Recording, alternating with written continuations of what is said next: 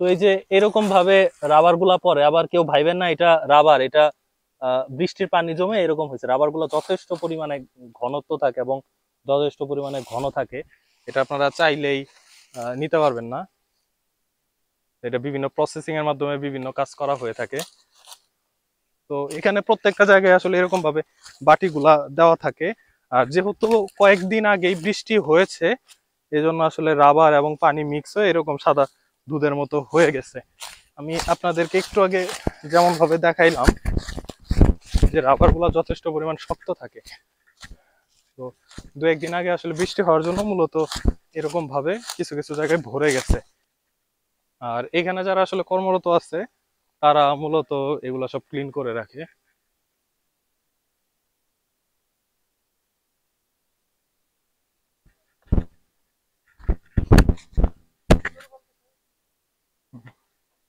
আচ্ছা, তো এইখানে অনেকেই যারা আহ, এখানে রাবার বাগানে যারা কাজ করে তারা কাজের পাশাপাশি গরুগুলাও লালন পালন করে।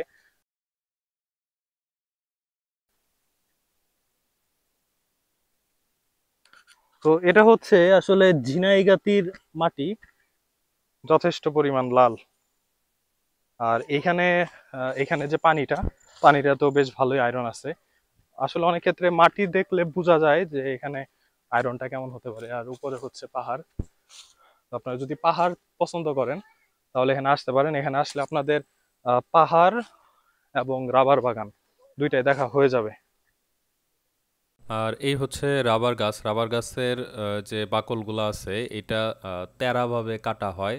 তেরাভাবে কাটার ফলে এই গাছ থেকে যে কষগুলো আসে এটা আস্তে আস্তে গড়িয়ে নিচের দিকে আসতে থাকে এবং এই নিচে একটা স্টিলের পাত দেওয়া থাকে যেটার মাধ্যমে বেয়ে বেয়ে নিচে একটা মাটির পাত্র দেওয়া থাকে, সেই পাত্রতে এসে পড়ে।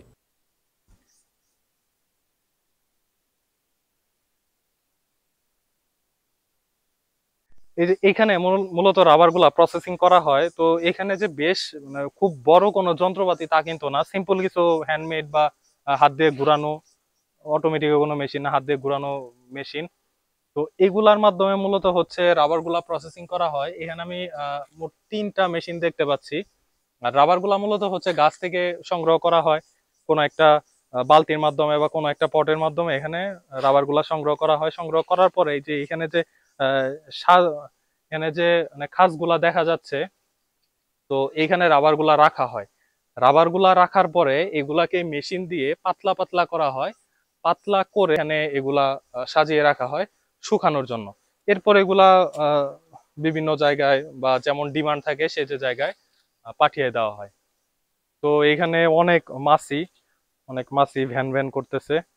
তো এটা যেহেতু আসলে খোলা পাই নাই বা খোলা ছিল না, এই জন্য আসলে আমাদের বাইরে থেকে দেখাইতে হইলো।